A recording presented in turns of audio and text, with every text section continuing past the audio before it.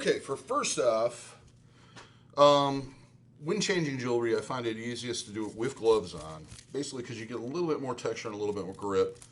But you definitely want to clean your hands well before you handle jewelry.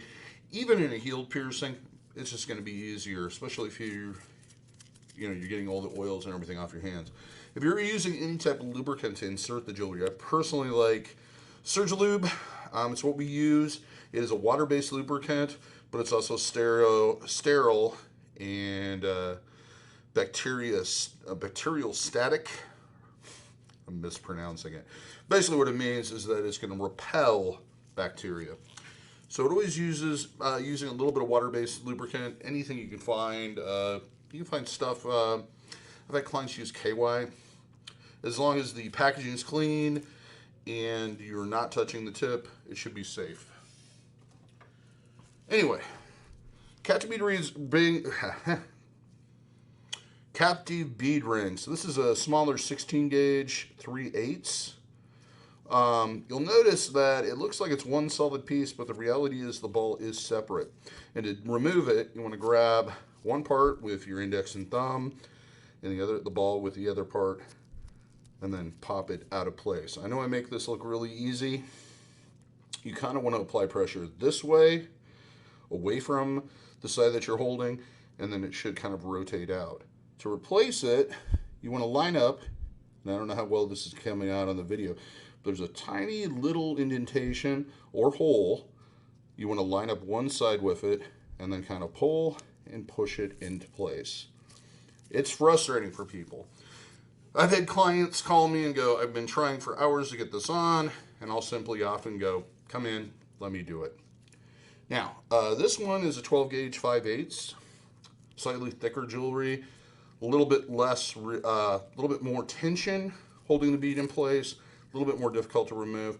Personally, unless you get up into the 10 gauge or above, I generally don't use pliers unless I absolutely have to, because there is always a risk of scratching the inside of the ring or causing some other problems. But I'll show you how the pliers work here in a little bit.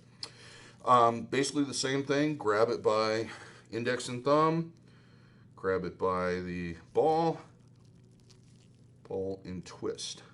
Once again, same setup. These sometimes I'll take a little bit from the side, pop it in.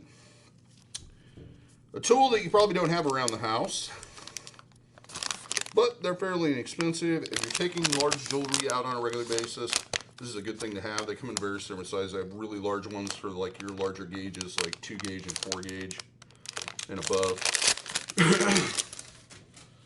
And the way these work is, unlike pliers, they don't pinch, they expand. So you line it up with one of these grooves so that it doesn't slip. And these I shouldn't probably be using on this small of a, or this large of a diameter ring. And then line up the ball like you normally would, which means getting that indentation where it's supposed to be. And then slightly apply pressure to expand the ring. If I can get the damn ball to line up. And then just kind of slightly expand it and then lock it into place. You always hear a snap when it gets there. Like I said, this is not the pair of pliers I would normally use for this large of a diameter. But basically line up. To remove it, do it the same way. Just slightly expand it. Don't apply a lot of pressure on it, because you don't want to apply a lot of pressure, because there's always the possibility you're going to expand this and it's not going to lock back into place again. So that's some of the basics on changing jewelry and opening and closing those. Whenever in doubt, it doesn't hurt to go see your piercer and have them do it. Myself, I do not charge to change jewelry regardless of where the jewelry comes from. Some shops, they might charge you a couple bucks, especially if they're going to autoclave the jewelry for you and sterilize it. But otherwise, it's not a bad idea to just if you're nervous about it, come in, have your piercer change the jewelry for you, and have them walk you through it. I've had clients come in and I'm like, okay, you want to try taking it out?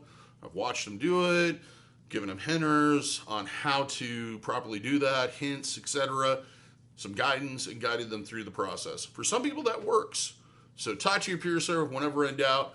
Other than that, I'm DaVo. Thanks a lot. Please subscribe to our YouTube channel for more information, updates, etc., and just good old-fashioned piercing information. Also, if you'd like to check out some of my other educational blogs, go ahead and click on the playlist. If you'd like to check out my personal YouTube channel, go ahead and check that out. As always, if you have any comments, questions, put those in the comments. Thumbs us up, and also subscribe. Thanks a lot, and we'll see you for your piercing needs in the future.